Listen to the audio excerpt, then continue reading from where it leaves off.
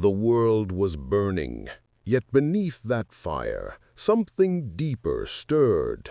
Courage, sacrifice, and the unbreakable will of those who refused to surrender.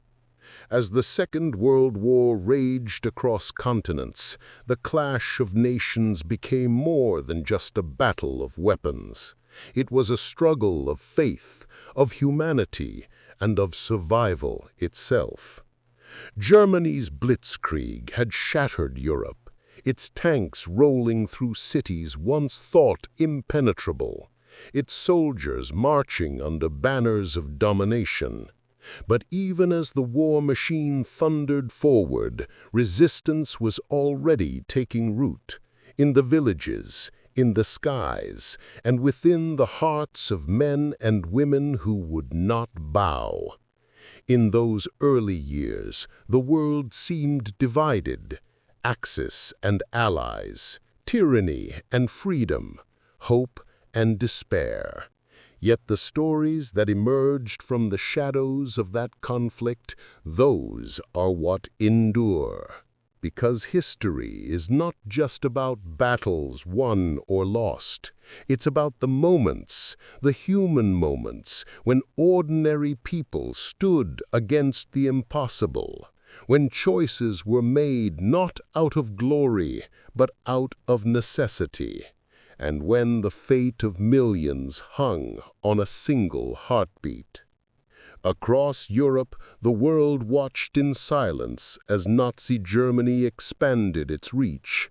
France had fallen, Britain stood defiant, and America was still awakening from its isolation. But behind the headlines and the military reports, there were those hidden stories of secret missions, of intelligence gambles, of soldiers who became ghosts before dawn. One of those stories began in the most unexpected of places, a small, wind-beaten outpost tucked away in the cold embrace of the North Atlantic. There, far from the eyes of the world, stood a German weather station, a lonely secret sentinel that played a role far greater than anyone could imagine. It was more than just a collection of instruments. It was a weapon of foresight, one that could decide the fate of entire invasions. For in the age before satellites, knowing the weather could mean the difference between victory and disaster. And it almost changed the course of D-Day itself. The German High Command understood the importance of meteorology better than most.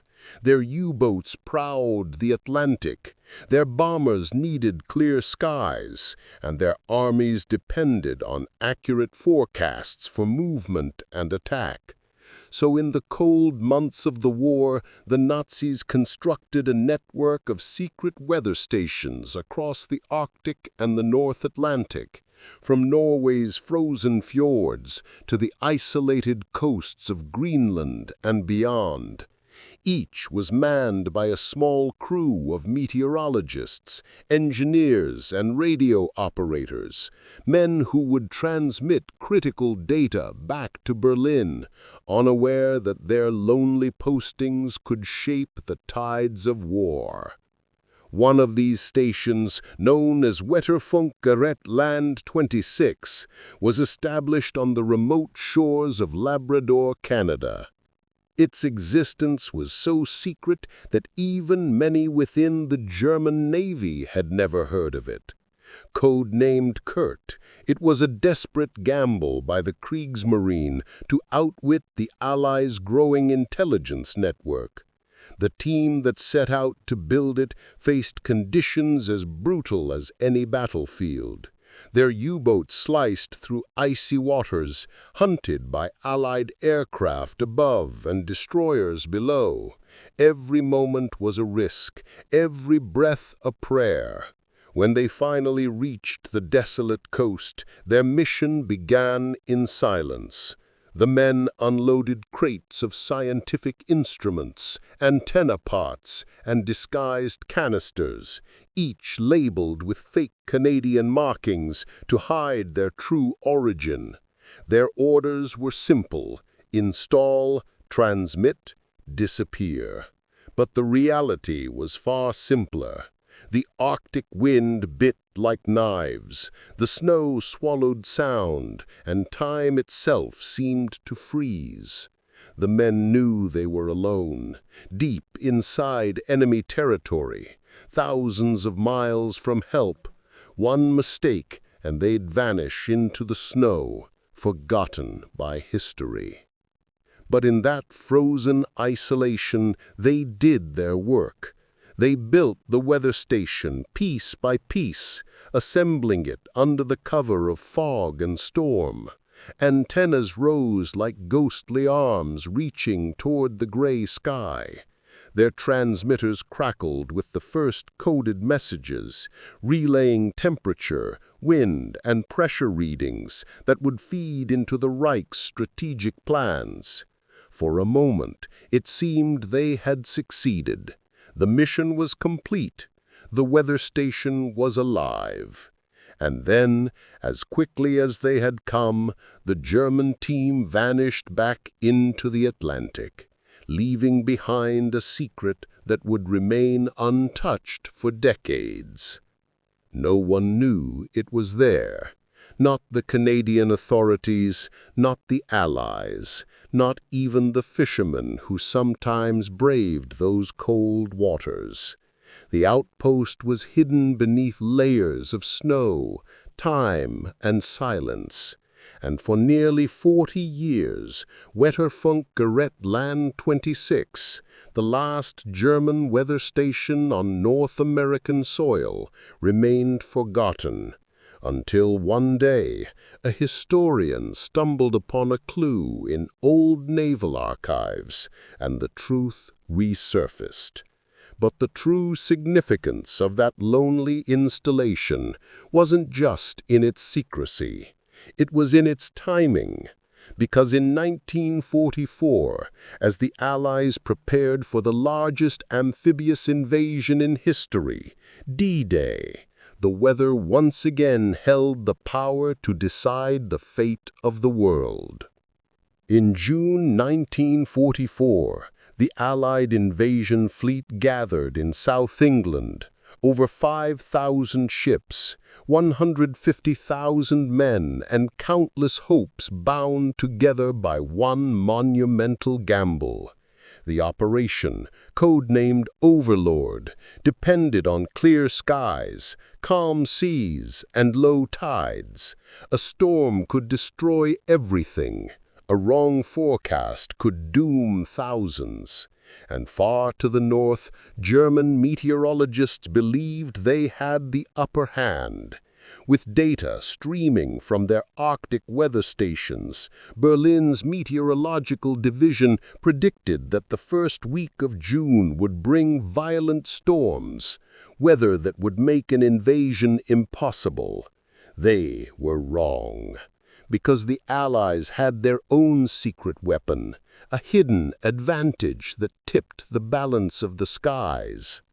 A handful of brave Allied meteorologists working from scattered bases in the North Atlantic correctly predicted a narrow window of calm between storms.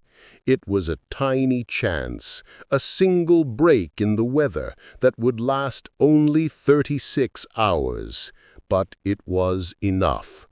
Eisenhower seized that window, and on June 6, 1944, under gray, uncertain skies, the Allies crossed the Channel. D-Day had begun. The German weather network, their prized stations, their calculations, their confidence had failed them. Their predictions had said no invasion could come. And so, when the landing craft hit the beaches of Normandy, the German forces were caught off guard. Their commanders had relaxed. Their defenses were unprepared. Their radar crews stood down. The storm they expected never came, until it was too late. That's how a simple misjudgment of the weather, a single unseen truth, shaped the destiny of nations. And that's why the forgotten weather station in the snow-covered wilds of Labrador, Canada, became more than just an artifact of the past. It became a symbol of how even the smallest, most hidden details of war, a reading, a signal, a gust of wind, can alter history itself. For decades, the story of that lonely German outpost remained buried beneath the ice and silence of time. Generations passed, wars ended, and the world moved on.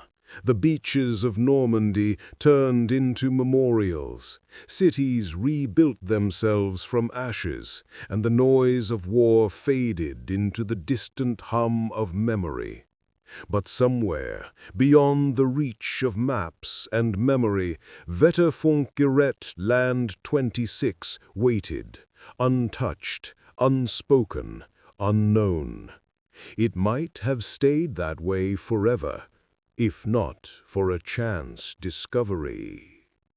In 1977, a German historian named Franz Selinger was combing through old Kriegsmarine records when he stumbled upon something strange. Among the thousands of documents detailing U-boat patrols, convoy battles, and radio transmissions, there was a brief, cryptic reference to a mission on the coast of Labrador. It mentioned a weather station, Kurt, installed in 1943.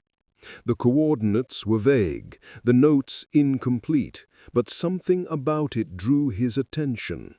Selinger couldn't shake the thought. A German weather station? On Canadian soil? During the height of the war? It sounded impossible. Yet the paperwork didn't lie.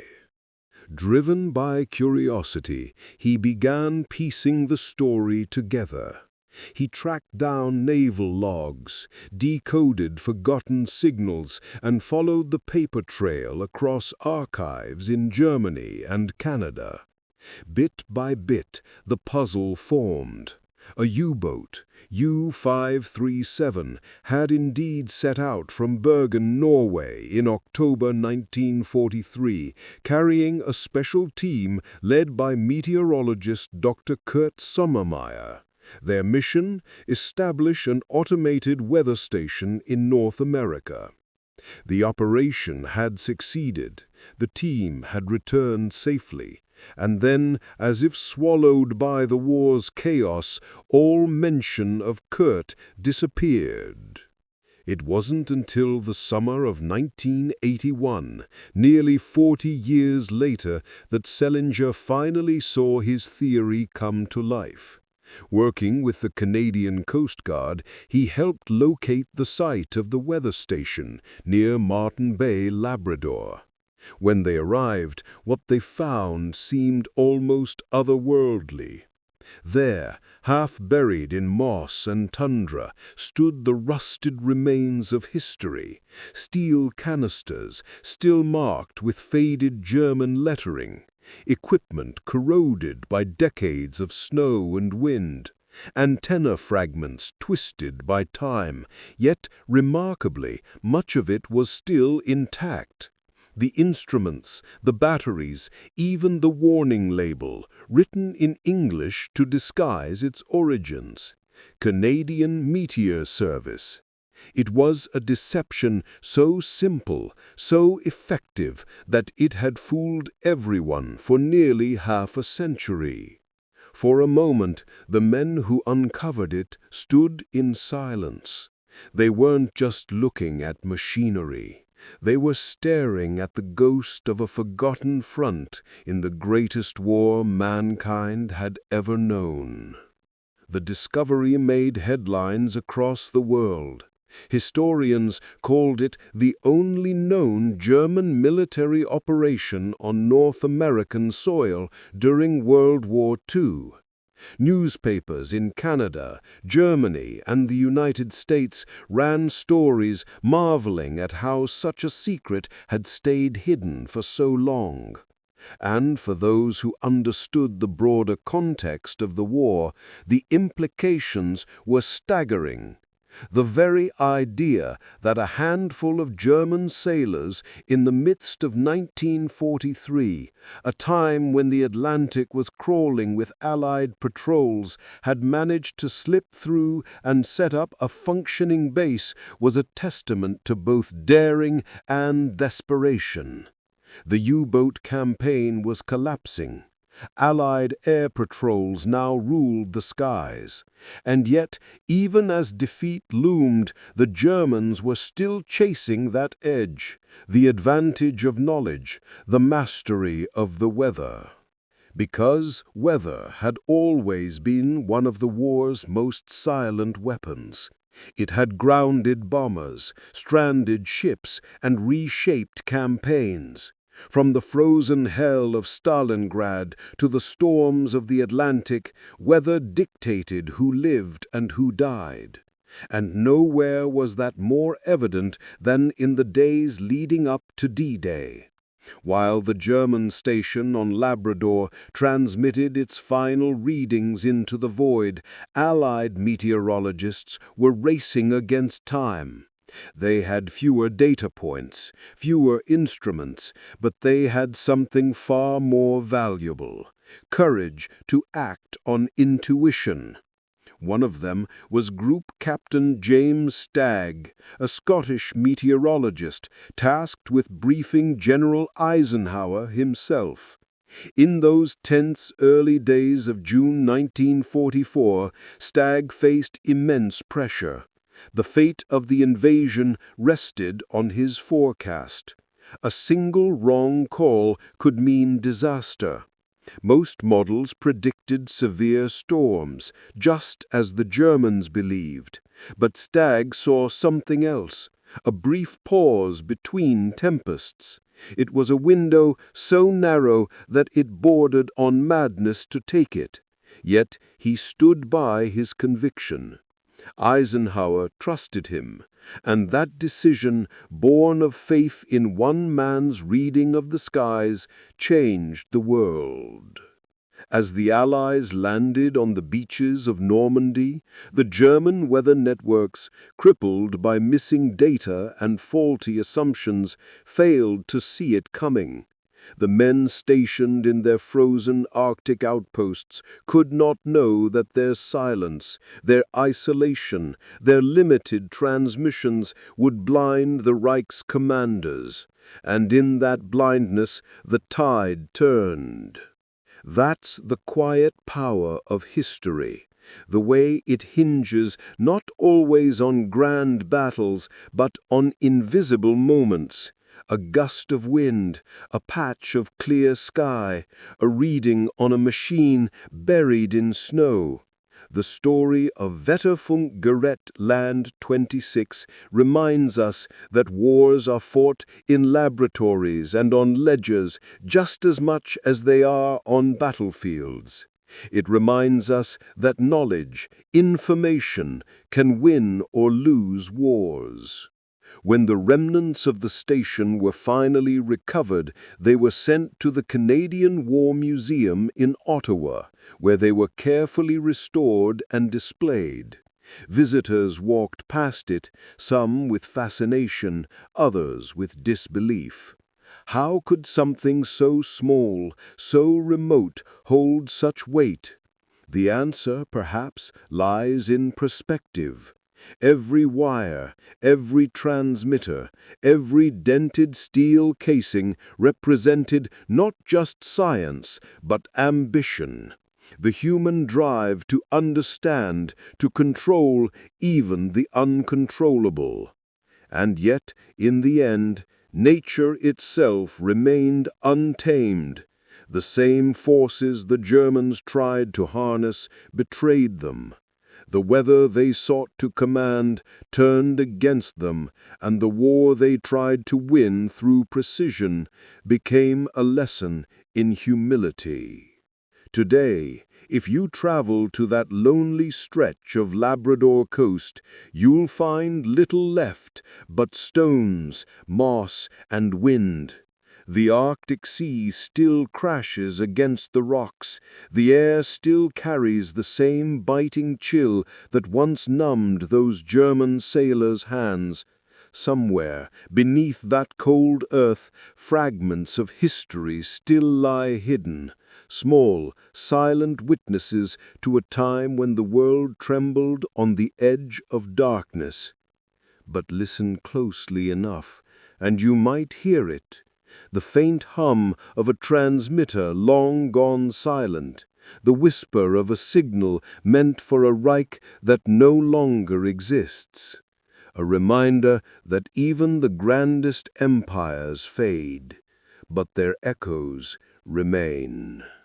And that is the legacy of the hidden German weather station, not as a monument of conquest, but as a testament to the limits of control. No matter how powerful man becomes, he will never master the wind. Long after the guns fell silent, the men who once served in that frozen exile carried their memories like frost-bitten ghosts. Few ever spoke of the mission, and fewer still lived long enough to see it rediscovered. For them, the war had become a blur of orders followed, oceans crossed, and nights spent staring into endless gray. They were scientists, sailors, technicians, men bound not by ideology but by duty. When Dr. Kurt Sommermeyer led his small team aboard U-537, he could not have known that their journey would become one of the most isolated missions of the entire war. They were not warriors seeking glory. They were observers chasing clouds. Yet in war, even the pursuit of knowledge can become an act of defiance. Imagine them there, on that barren Labrador shore. No trees, no shelter, only the hiss of wind across rock. The horizon offered nothing but desolation.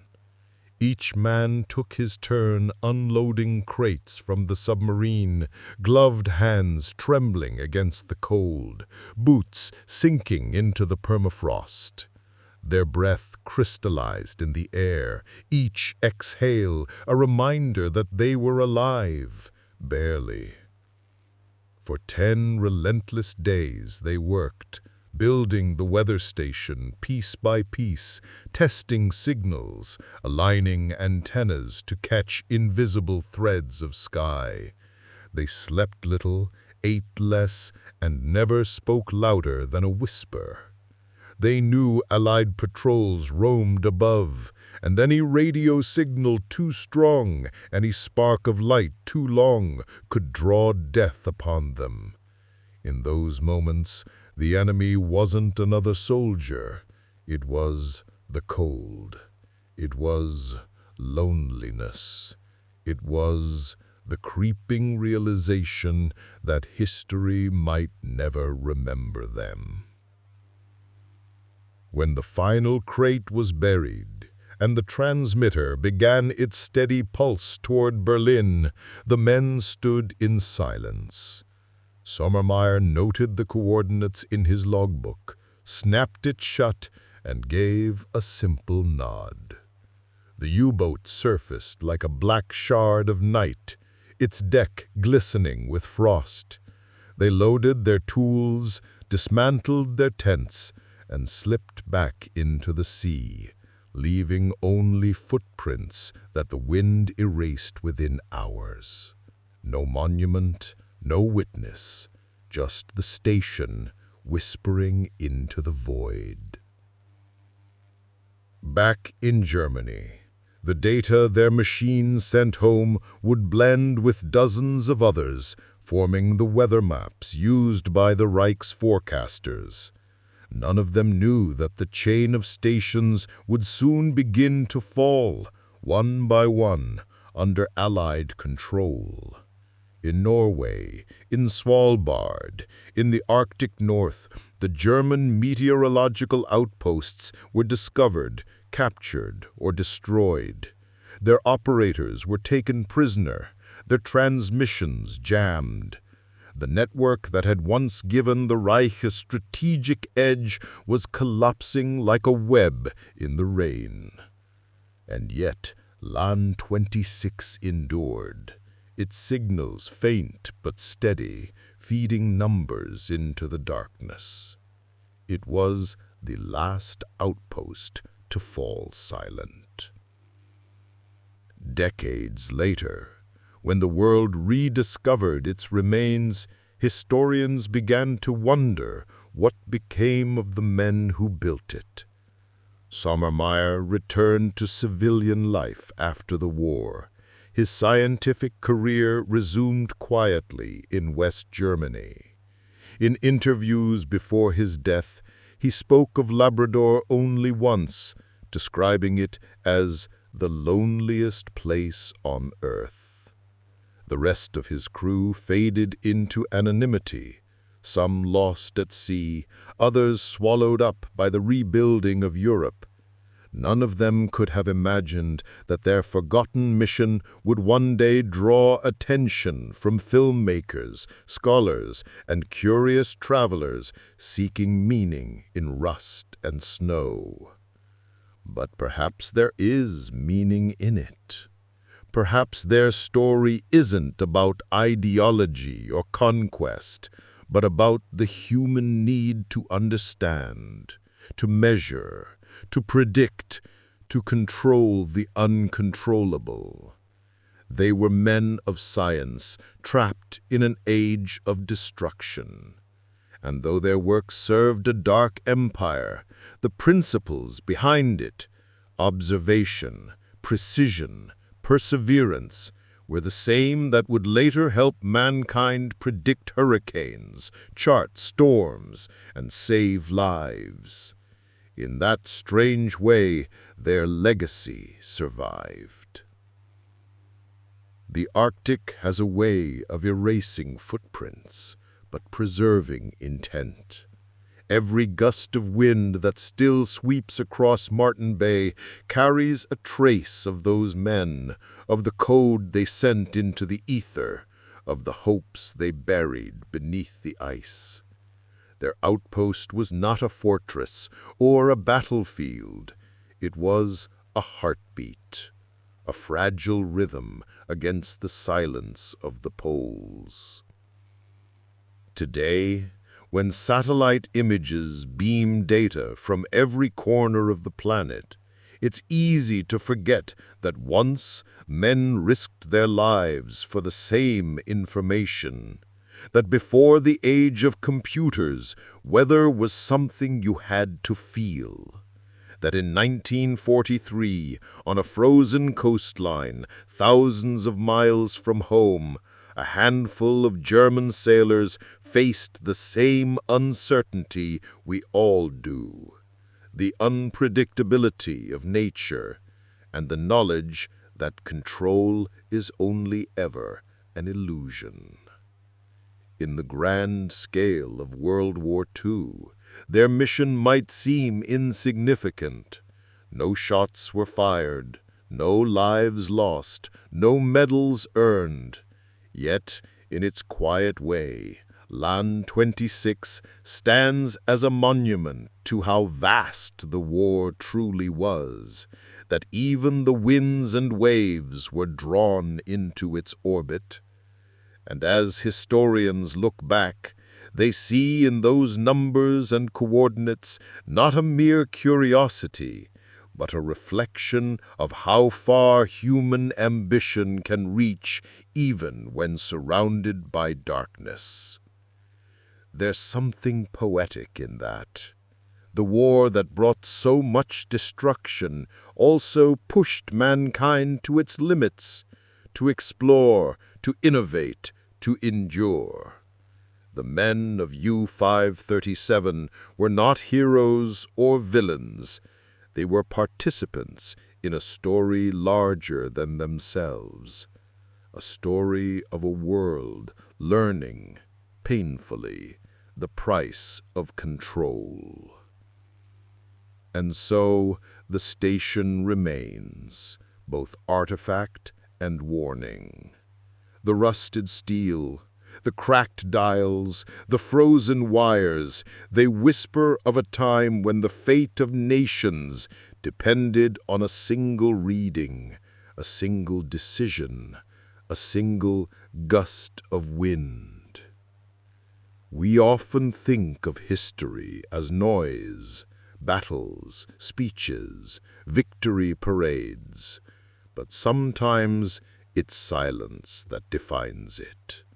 The silence of a frozen shore, the silence of men who never spoke of what they'd seen, the silence of a weather station humming beneath the snow. That silence is where truth lives. When you stand at that site today, you can feel it, the weight of time pressing against the stillness. The Arctic wind carries a low, mournful sound, like the echo of transmissions that never stopped. And if you close your eyes, you can almost hear the past speaking back, reminding you that history isn't gone. It's just sleeping, waiting for us to listen. Time moves differently in the Arctic. Snow drifts cover footprints, ice seals messages, and years slip by like whispers in the wind. Land 26 stands abandoned now, its metal skeleton corroded, wires frozen, dials cracked, but its story lives. Those men who braved frost, isolation, and uncertainty are long gone, yet every gust of wind carries their memory. They were not remembered in parades or history books, but in their quiet perseverance, they left a mark on the world. We often chase history in grand gestures, battles, leaders, nations. But sometimes the most profound tales are found in silence, in small acts of courage, in dedication without recognition. The hidden German weather station is one such tale, a story of men who served science amidst chaos, of survival against odds, and of a mission that faded into obscurity, only to resurface decades later. If you felt the weight of this story, the courage of these forgotten men, then please like this video and subscribe to my channel. Your support helps bring more untold stories of World War II to life, one hidden corner at a time. History isn't just in textbooks. It's in moments like these, waiting for us to listen.